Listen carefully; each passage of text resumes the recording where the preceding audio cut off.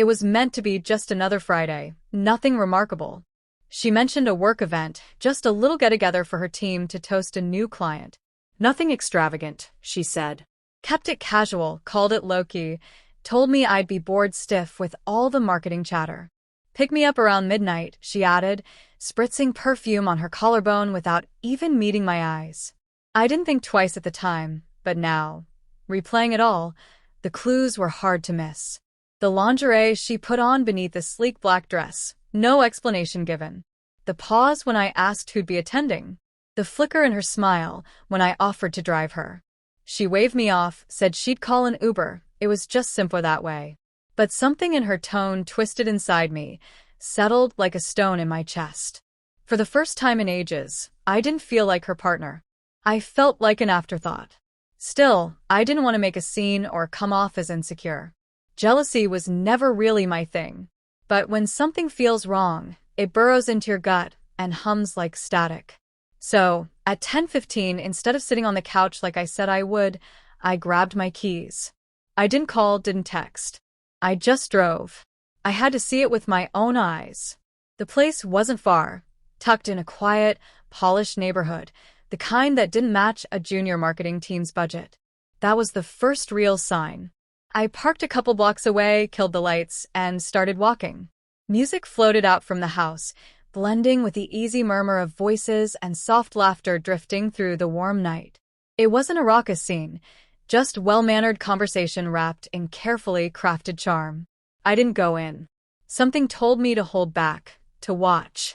So I found a quiet spot beside a hedge near the patio, within view of the sliding glass doors, and that's when I saw her. She wasn't drunk.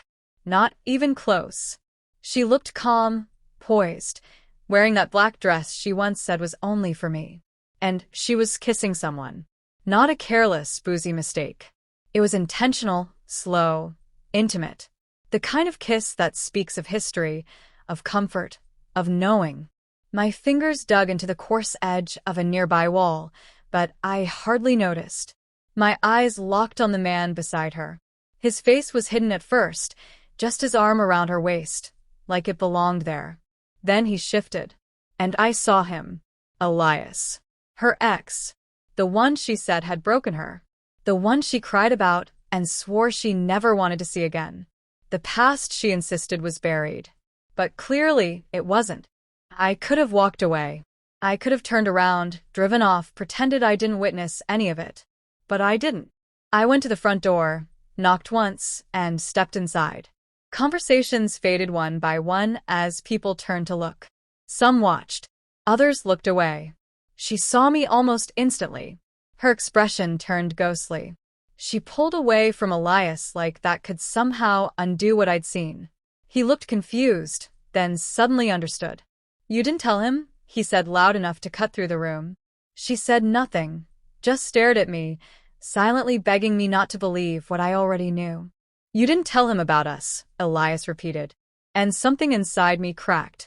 I looked her dead in the eyes, my voice quiet, steady. "So this isn't new." Her lips parted, but I held up a hand to stop whatever excuse was coming. "No lies. Just tell me. How long?" She hesitated, then whispered, "A few months." I let out a bitter laugh, no joy in it, just disbelief heavy with betrayal. "All this time, you came home to me, slept beside me, smiled in my face while sneaking off to him." Her lips trembled.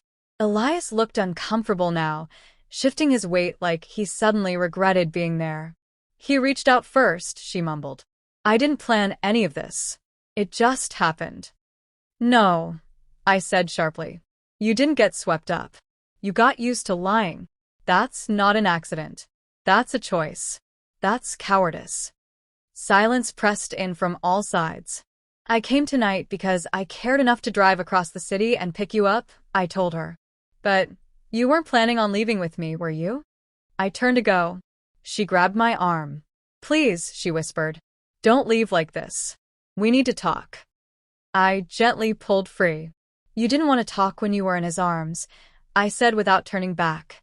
"You made your decision." And I walked out. I don't know if she cried. I don't know if he stayed. And honestly, I don't need to. That night, I lost someone I once loved. But I also found someone else, someone I'd overlooked for too long, myself. Someone who deserved honesty, loyalty, respect. And I made a vow to him. Never again would I be the one waiting outside, while someone else held the place I should have had.